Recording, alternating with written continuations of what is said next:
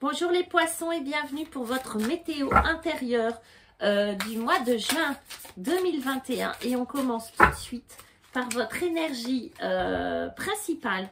Voilà, sur ce mois de juin, les poissons, vous avez vu cet homme qui est en train c'est un espèce d'alchimiste. Alors c'est assez marrant.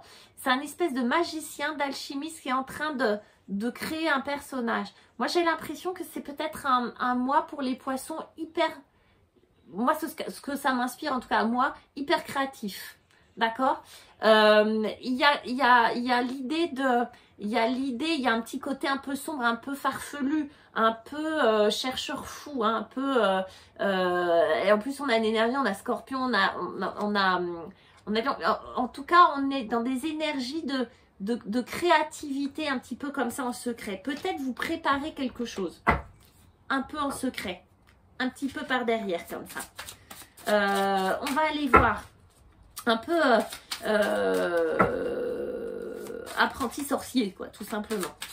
On va aller voir ce que ça nous donne. Qu'est-ce que vous avez dans la tête, les poissons? Dans la tête, vous avez le diable. Pour moi, le diable est vraiment la figure de la créativité par excellence.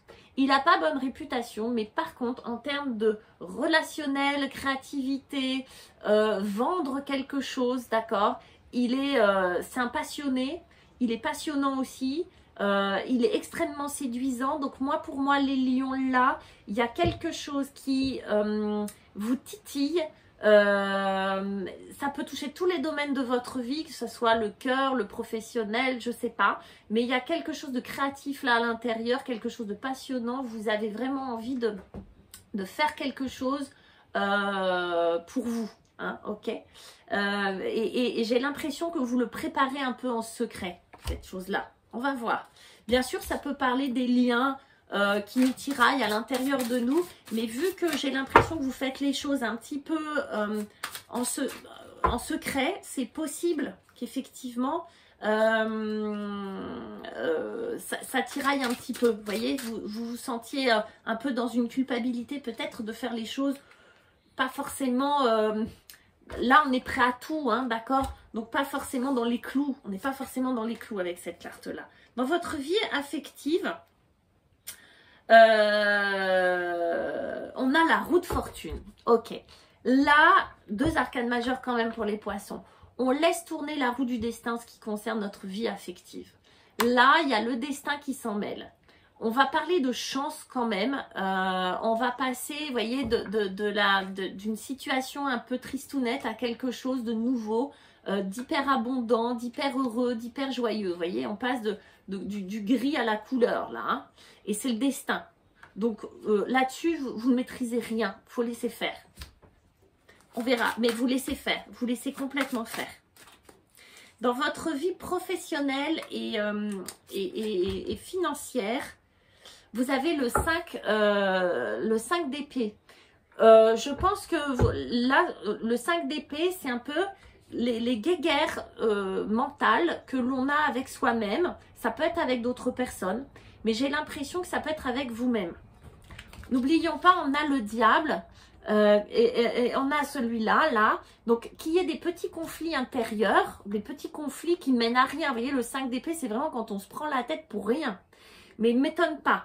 Donc peut-être que ça touche votre vie professionnelle et que du coup, voilà, ou bien il y a eu des mots échangés avec certaines personnes, où vous vous remémorez la réflexion d'un tel ou d'une telle et ça vous prend le chou. En tout cas, on est sur une énergie effectivement très mentale de laquelle on va sortir.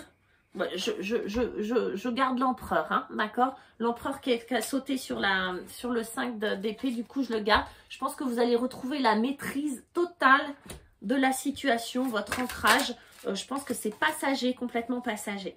Et en ce qui concerne votre vitalité, mes petits poissons, votre vitalité, ce qui...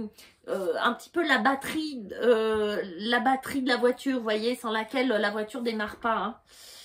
Et bien oui, du coup, on a le 10 de bâton. Je pense qu'il y a ça nous parle d'épuisement, de fin de cycle.